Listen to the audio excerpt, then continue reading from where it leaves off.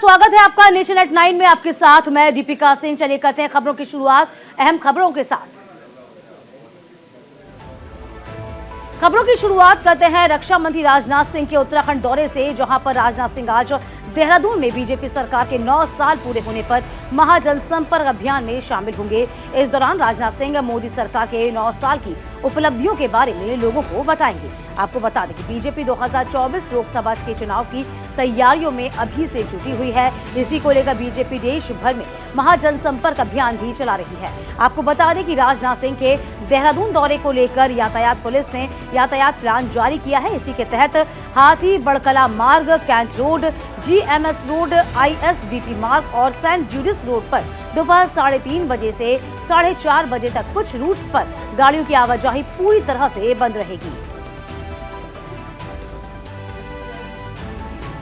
चलिए अब आगे बढ़ते हुए बात हो जाएगी वापस से उत्तराखंड दौरे की। इसी के साथ आपको बता दें कि अमित शाह ने भगवंत मान पर भी निशाना साधा है और इसी को लेकर कई तरह की बात कहते हुए नजर आए हैं। तो फिलहाल आपको बता दें कि अमित शाह ने पंजाब में गृहमंत्री अमित शाह ने गुरदासपुर में रैली को संबोधित किया। इस दौरान उन्होंने आप सरकार और सीएम भगवंत मान पर निशाना साधा।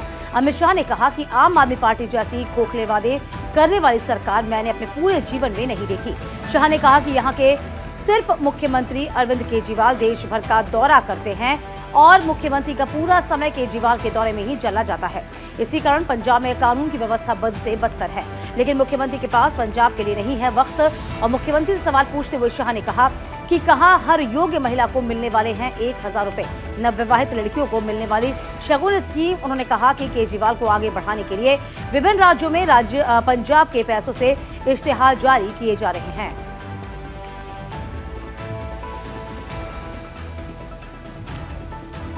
अगली खबर हरियाणा से ही, जहां गृहमंत्री अमित शाह ने बीते दिन पंजाब के बाद सिरसा में रैली को संबोधित किया है। इस दौरान सरकार के कामों के बारे में बताते हुए पूर्व मुख्यमंत्री भूपेंद्र सिंह हुड्डा पर निशाना साधा। उन्होंने कहा कि कश्मीर हमारा है, हरियाणा वालों ने 10 की 10 सीटें दी, हमने 370 हटाया। उन्होंने कहा कि हरियाणा के आशीर्वाद से आपने मोदी जी को 2 बार प्रधानमंत्री बनाया। जनता से अपील करते हुए कहा कि 2024 में भी मोदी जी को प्रधानमंत्री बनाओ। अमित शाह ने कहा कि हुड्डा के टाइम पर 3D सरकार थी, यानी कि दरबारी, दामाद और डीलरों की सरकार थी। इससे मनोहर सरकार ने खत्म किया। पहली बार हरियाणा को पूरे हरियाणा का मुख्यमंत्री मिला है। इसके पहले रोहतक का मुख्यमंत्री होता था। उन्होंने भूपेंद्र सिंह हुड्डा को चैलेंज करते हुए कहा कि किसानों की वो बात करते हैं तो 10 साल का रिकॉर्ड लेकर आ जाओ। किसने ज्यादा गेहूं धान खरीदा, किसने ज्यादा रुपए में धान और गेहूं को खरीदा है।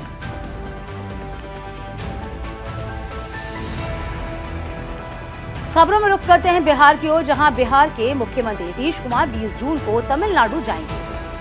20 जून को मुख्यमंत्री नीतीश कुमार द्रमुक नेता तमिलनाडु के पूर्व मुख्यमंत्री के करुणानिधि और की स्मृति में पैतृक शहर तिरुवरूर में जाएंगे। कलेनगनार कोचाम का उद्घाटन होगा। मुख्यमंत्री 21 जून को वापस बिहार लौटेंगे। 23 जून को बिहार में विपक्षी दलों के साथ बैठक भी है। मुख्यमंत्री नीतीश कुमार करुणानिधि के पुत्र मुख्यमंत्री M.K. स्टालिन के न्योते पर तमिलनाडु जा रहे हैं। इस दौरान नीतीश कुमार CM स्टालिन को भी बैठक में शामिल होने को आमंत्रित करेंगे। नीतीश कुमार तमिलनाडु में एक दिन रहने के बाद वापस आ जाएंगे। इसके बाद 23 जून को विपक्षी दलों की होने वाली बैठक में शामिल होंगे। पहले ये बैठक 12 जून को होने वाली थी, लेकिन इससे तारीखों का बदलाव हुआ। ये बैठक अब 23 जून को होगी।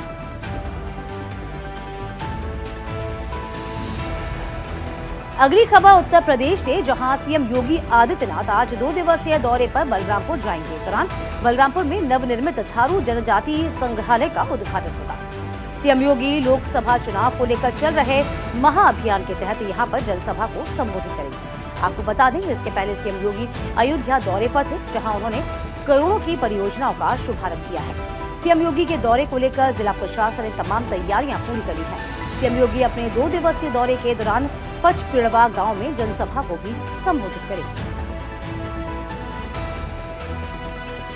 अगली खबर राजस्थान से, जहां सीएम अशोक गहलोत ने बीजेपी पर निशाना साधा। उन्होंने केंद्र सरकार पर किसानों को लेकर निशाना साधा है। कहा है कि किसानों की आमदनी दोगुनी करने का बात कहना आसान है। ये भी कहा है कि पीएम नरेंद्र मोदी का कम और प्रचार ज्यादा करते हैं। मार्केटिंग में तो उनका कोई मुकाबला है ही नहीं। हमारी कांग्रेस की सरकारों का काम ज्यादा और प्रचार कम ही है।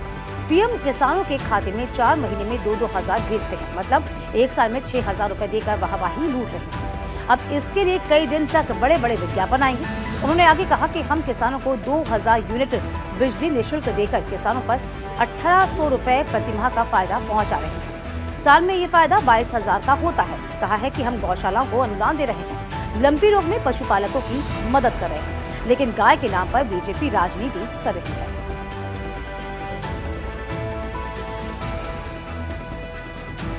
अगली खबर है महाराष्ट्र से, जहां बीते दिन अकोला में एक रैली को संबोधित करते हुए उप मुख्यमंत्री देवेंद्र फडणवीस ने उद्धव ठाकरे पर जमकर निशाना साधा।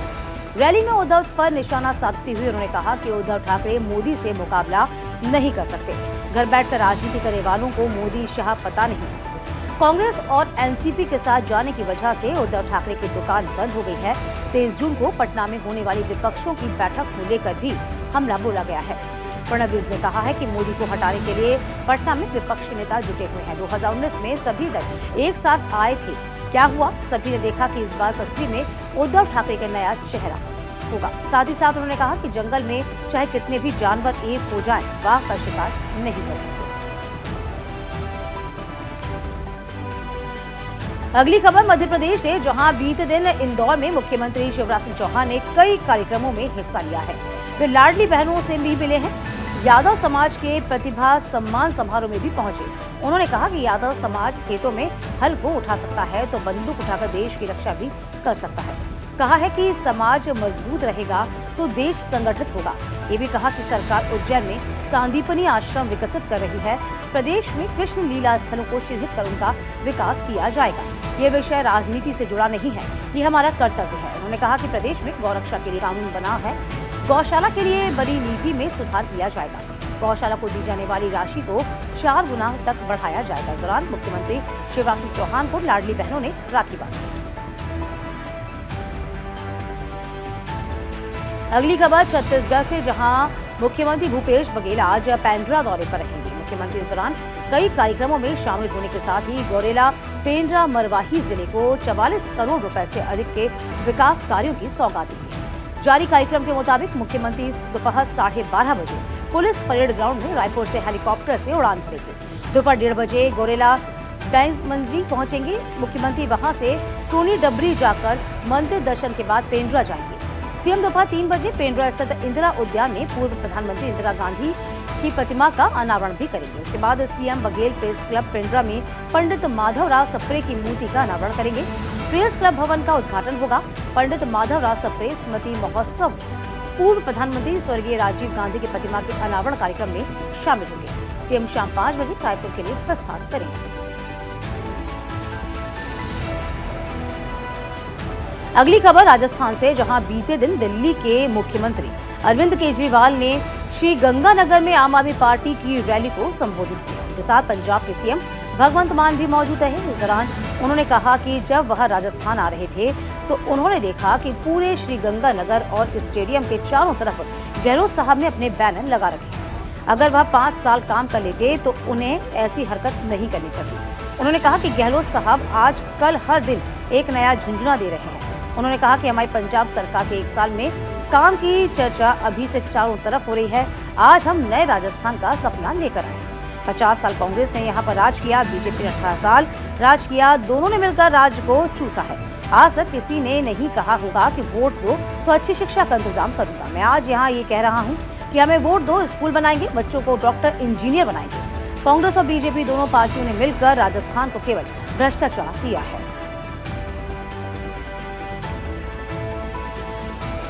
खबरों में एक बार फिर से रुख करते हैं उत्तराखंड की ओर, जहां पर मुख्यमंत्री पुष्कर सिंह धामी ने एक बड़ा ऐलान किया। सीएम धामी ने जानकारी देते हुए कहा है कि देवभूमि उत्तराखंड में समान नागरिक संहिता कानून जल्द लागू करेंगे।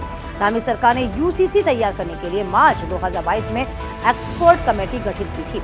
इस कमेटी के द्वारा आम लोगों की प्रतिक्रिया और सुझाव भी मांगे गए, जिससे कमेटी को 2,31,000 के सुझाव भेजे गए। उत्तराखंड में समान नागरिक संहिता का ब्लूप्रिंट तैयार हो चुका है। इसके अनुसार लड़कियों की शादी की आयु बढ़ाई जाए ताकि वह विवाह से पहले ग्रेजुएट हो सके। इसके अलावा इस ड्राफ्ट में पति पत्नी दोनों को तलाक के समान आधार उपलब्ध होंगे। तलाक का जो ग्राउंड पति के लिए लागू होगा वही पत्नी के लिए भी लागू होगा। वहीं पर्सनल लॉ के तहत पति और पत्नी के पास तलाक के अलग अलग ग्राउंड हैं। वहीं मेंटेनेंस का भी इसमें ख्याल रखा गया है। अगर पत्नी की मौत हो जाती है तो उसके माता पिता का कोई सहारा ना हो तो उसके भरण पोषण की जिम्मेदारी उसकी पति की होगी। अगली खबर होगी झारखंड से, जहां पर रांची में सीएम हेमंत सोरेन ने भाकपा के राष्ट्रीय महासचिव DK राजा से मुलाकात की। मुलाकात के दौरान देश के हालात मौजूद देखे और झारखंड के आदिवासी लोगों की समस्याओं के बारे में चर्चा की। देश के हालात को देखते हुए बीजेपी की सरकार को हटाना जरूरी है। तमाम बातें हुई। देश को बचाना है तो बीजेपी को हटाना होगा, इस पर सहमति भी बनी। बैठक के दौरान झारखंड में विस्थापन की समस्या, भूमि अधिग्रहण, बालू का उठाव और गैर मजरूआ जमीन का मुआवजा, चतरा जिले के शिवपुर कठौतिया रेलवे लाइन का मामला, अरावली एक्सप्रेसवे में गैर जमरूआ जमीन के अधिग्रहण का मुआवजा समेत कई मुद्दों पर बातचीत हुई है। देश की मौजूदा हालात, झारखंड के आदिवासी समेत अन्य मुद्दों पर विचार विमर्श किया गया है। हेमंत सोरेन से मुलाकात के दौरान CPI के राष्ट्रीय सचिव के नारायण, डॉक्टर भालचंद्र कांगो, पूर्व सांसद भुवनेश्वर प्रसाद मेहता, भारतीय कम्युनिस्ट पार्टी के राज्य सचिव महेंद्र पाठक मौजूद रहे। अगली खबर महाराष्ट्र से, जहां शिवसेना के स्थापना दिवस के पहले पूर्व मुख्यमंत्री उद्धव ठाकरे को जोरदार झटका लगा। यहां विधान परिषद सदस्य मनीषा कायंदे ने उद्धव का साथ छोड़ दिया है। वहां सीएम एकनाथ शिंदे की शिवसेना में वे शामिल हो गई हैं। कायंदे की छवि पार्टी में फायर ब्रांड नेता की रही है। शिवसेना ने उन्हें पार्टी प्रवक्ता पद से हटा दिया। इसके एक दिन पहले शिशिर शिंदे ने उद्धव की पार्टी से इस्तीफा दिया था। सांसद विनायक राउत ने कहा कि उनका कार्यकाल खत्म हो रहा था, इसलिए पार्टी छोड़ी। ऐसे में मनीषा कायंदे ने कहा है कि बाला साहब ठाकरे के द्वारा स्थापित शिवसेना अब यह आधिकारिक तौर पर सीएम एकनाथ शिंदे के पास है। अगली खबर तेलंगाना से है, जहां AIMIM प्रमुख असदुद्दीन ओवैसी 2024 के लोकसभा चुनाव की तैयारियों में जुटे हुए हैं। पिछले दिनों उन्होंने चुनावों में पीछे दरवाजे से बीजेपी को फायदा पहुंचाने को लेकर खुलकर जवाब दिया था।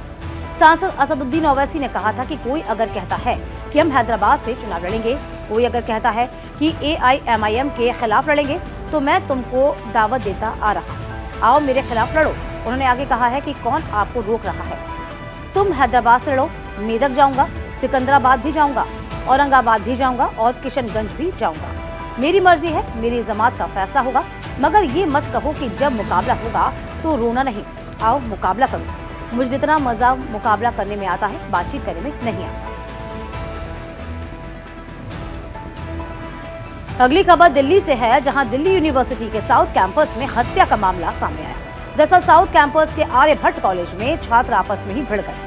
इस बीच एक छात्र पर चाकू से हमला कर दिया गया है। इस हमले में छात्र की मौत हो गई है। जानकारी के मुताबिक छात्र संडे को क्लास के लिए आर्यभट्ट कॉलेज आया हुआ था। कॉलेज के पास ही छात्रों के बीच झगड़ा हुआ, जिसमें एक छात्र के चाकू मार दिया गया था। जिस लड़के को चाकू मारा गया उसका नाम निखिल चौहान है। पुलिस मामले की जांच में जुटी हुई है। आपको बता दें कि इस मर्डर की वजह से निखिल की गर्लफ्रेंड को माना जा रहा है। करीब 7 दिन पहले कॉलेज में एक छात्रा ने निखिल की प्रेमिका से बदसलूकी की थी। इसके बाद कहासुनी हुई थी। आज दोपहर करीब आपको बता दें कल का पूरा वाकया, जहां लगभग 12:30 बजे वो अपने 3 साथियों के साथ कॉलेज गेट के बाहर निखिल से मिला, उसके सीने पर चाकू से हमला किया। अगली खबर कर्नाटक से। राज्य में सरकार बनाने के बाद सिद्धार्थ मैया के नेतृत्व में कांग्रेस पार्टी अपना 5 गारंटियों को पूरा करने में लगी है। हाल ही में सिद्धार्थ मैया सरकार ने शक्ति योजना का शुभारंभ भी किया। वहीं गृह ज्योति योजना को लेकर भी रविवार से पंजीकरण की प्रक्रिया को शुरुआत हुई है। इस योजना के पंजीकरण के बारे में सरकार ने एक बयान भी जारी कर दिया है। जारी बयान के मुताबिक गृह ज्योति योजना का लाभ लेने के लिए पहले ही दिन 55,000 से अधिक उपभोक्ताओं ने पंजीकरण किया है। बिजली विभाग ने बताया है कि इस योजना के लिए राज्य भर में कर्नाटक वन, ग्राम वन और बेंगलुरु वन केंद्रों पर एक साथ पंजीकरण शुरू किया गया। वहीं ऊर्जा विभाग ने यह भी साफ किया है कि गृह ज्योति योजना का लाभ लेने के लिए पंजीकरण करने के लिए किसी भी खास दस्तावेज या रिकॉर्ड की जरूरत नहीं है। उपभोक्ता अपने मोबाइल, लैपटॉप या फिर किसी इंटरनेट कैफे में भी पंजीकरण करा सकते हैं। आपको बता दें कि इस योजना के तहत सरकार 200 यूनिट मुफ्त बिजली देगी। चलिए खबरों में रुक करते हैं जम्मू कश्मीर की ओर, जहां उपराज्यपाल मनोज सिन्हा ने कहा है कि सामाजिक उत्थान, मानवीय कल्याण और राष्ट्र निर्माण हर व्यक्ति की प्राथमिकता होना चाहिए। अगर हमारी सोच में बदलाव आ रहा है, खुशहाली के लिए गंभीरता है, और सांस्कृतिक विरासत के संरक्षण के लिए काम कर रहे हैं तो आधुनिक समाज की प्रगति में कोई नहीं रोक सकता। कहा कि ये जम्मू कश्मीर का स्वर्णिम युग है। पूरे समाज को एक सोच के साथ और मिलजुल कर अपने सपनों को अमृत काल में साकार करने के लिए काम करना चाहिए। ये भी कहा कि आवाम की आवाज लोगों के सृजनात्मक विचारों को हकीकत में बदल रही है। एलजी मनोज सिन्हा ने जम्मू कश्मीर के लोगों का G20 के सफल आयोजन पर धन्यवाद दिया है। साथ ही साथ मिशन अमृत सरोवर में पंचायतों की अहमियत की सराहना की गई। कहा गया कि हमें एकजुट होकर आगे बढ़ना चाहिए और जम्मू कश्मीर के समग्र विकास की तरफ जाते रास्ते में हर बाधा को दूर करना चाहिए। चलिए खबरों में एक बार फिर से रुख करते हैं बिहार की ओर, जहां आज पटना में हिंदुस्तानी अवाम मोर्चा के राष्ट्रीय कार्यकारिणी की बैठक भी होगी। जीतन राम मांझी के आवास पर होने वाली इस बैठक में पार्टी के सभी विधायक, कोर कमेटी के सदस्य और पार्टी पदाधिकारी शामिल होंगे।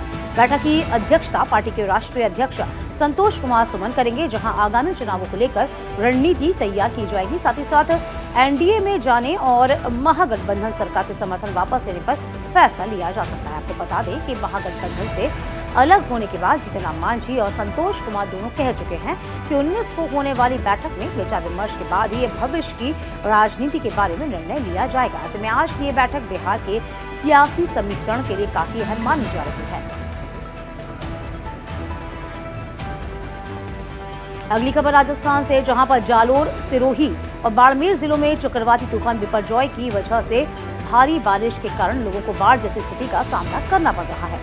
एसडीआरएफ टीम ने 59 लोगों को सुरक्षित जगहों पर पहुंचा दिया है। ऐसे में मुख्यमंत्री अशोक गहलोत ने बिपरजॉय तूफान के कारण बनी परिस्थितियों को लेकर जालोर, सिरोही, बाड़मेर और पाली के जिलाधिकारियों से बात भी की है। स्थिति नियंत्रण में है और लगातार निगरानी की जा रही है।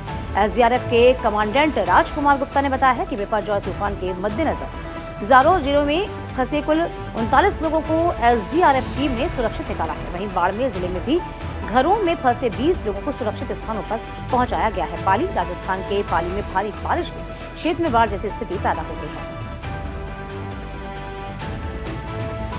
अगली खबर दिल्ली से, साइक्लोन बिपरजॉय के लैंडफॉल के बाद से लगातार उसके कहर का विस्तार लगातार हो रहा है। चक्रवाती तूफानी असर का आलम यह है कि गुजरात के बाद अब राजस्थान में इसकी जद में है। वहीं मौसम विभाग ने दिल्ली एनसीआर तक इसके आफ्टर इफेक्ट पड़ने की आशंका जाहिर की है। आईएमडी की ओर से मिली ताजा जानकारी के मुताबिक चक्रवात इस समय दक्षिणी राजस्थान के मध्य में है, जहां आज शाम तक प्रभावी रहेगा। इसके साथ ही अब अन्य कई जगह प्रदेशों में भी चक्रवाती असर के कारण बारिश की संभावना जाहिर की गई है।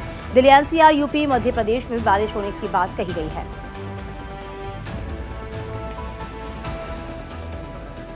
अगली खबर पूर्वोत्तर राज्य सिक्किम से है, जहां कई जिलों में भारी बारिश ने भारी तबाही मचाई हुई है। सड़कों से लेकर पुल तक पानी में बह चुके हैं। भारी बारिश के कारण पश्चिमी सिक्किम जिले में भूस्खलन से 100 से ज्यादा घर क्षतिग्रस्त हो गए हैं। लगातार बारिश ने राज्य में बुनियादी ढांचे, संपत्ति को काफी नुकसान पहुंचाया। भारी बारिश के चलते कई नदियां खतरे के निशान से ऊपर बह रही हैं। पूर्वोत्तर भारत में अगले 3 दिनों के लिए भारी बारिश और आंधी के लिए ऑरेंज अलर्ट जारी किया गया है। उत्तर को सोपाखा से जोड़ने वाली सड़क, जिसमें से 2 पुल शामिल हैं, पूरी तरह से बह गए हैं। आसपास के ट्राउट और मछली पोल्ट्री फार्म भी बह गए। इसी तरह से डैंटम के पोलिंग और ग्याशिंग से जोड़ने वाली सड़क कलाज नदी में पूरी तरह से बह गई है। नदी के बढ़ते जल स्तर से एक कच्चा घर, एक सीमेंट भवन, 2 शमशान घाट, एक खुदाई वाली मशीन भी बह गई है। अगली खबर उत्तर प्रदेश से, जहां पुलिस और प्रशासन के अधिकारियों के ट्रांसफर का सिलसिला लगातार जारी।